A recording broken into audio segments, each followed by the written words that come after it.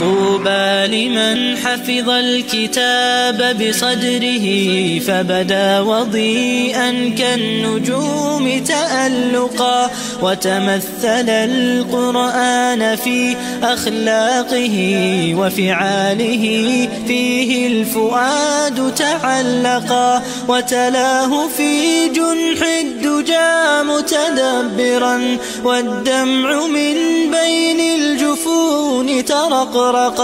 هذه صفات الحافظين كتابه حقا، فكن بصفاتهم متخلقا. يا حافظ القرآن رتل آيه، فالكل أنصت للتلاوة مطرقا. يا حافظ القرآن لست بحافظ حتى تكون لما حفظت مطبقا. ماذا يفيدك أن تسمى حافظا وكتاب ربك في الفؤاد تمسكا؟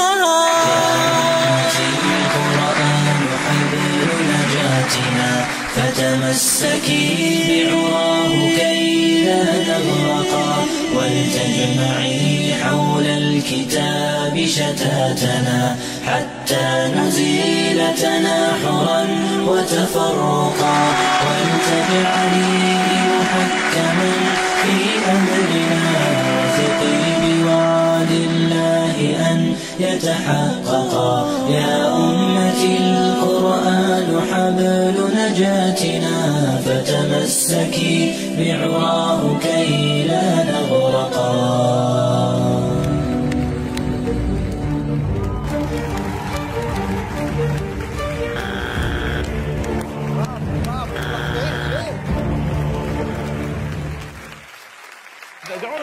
ما تقرب علينا، ما دخلك فينا. ما بصير. انت ما دخلك فينا، نحن ما اسمنا عليه، انت عليه. عم تستهتروا بوقتنا. مش اسمنا عليه. ما بصير يا اخي، انا مبسوط. انا انبهرت. لا جايونا وضيعونا وقتنا. مش فاهم شو المغرب. لحظة كل هيدا بده يقول لنا شيء. لحظة إذا بتريدوا. الله يسعدنا. أنا ما جيت أضيع وقت أحد، أنا بس حبيت أذكركم بالقرآن الكريم الذي نسيتموه، الذي تبحث عنه أنت، وضياع الوقت الحقيقي.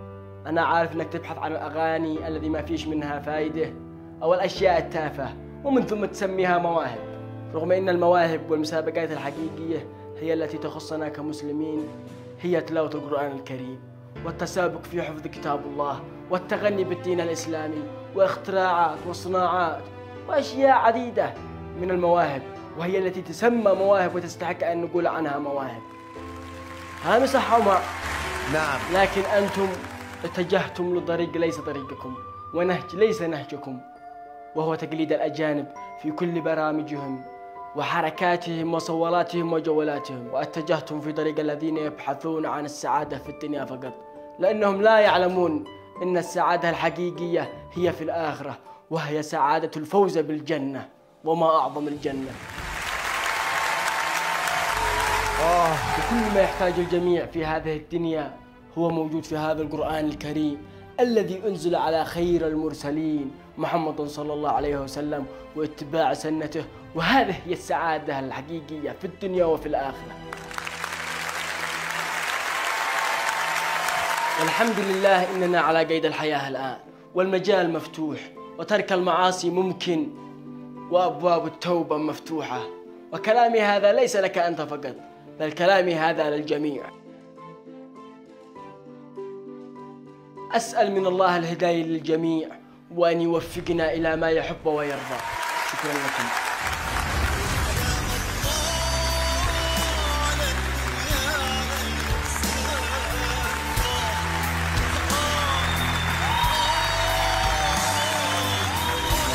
ما عنديش إحساس أو فعل نفسي أعمله غير إني أنا أبوس راسك والله على هذا الإحساس والعمل اللي أنت عامله. أثرت فيا ووجعت قلبي. زين، نحن نشكرك إنك جيت على البرنامج، أنا انبسطت فيه. أحمد. نعم. وأنا نعم. علي. وأنا نعم طبعا. الله.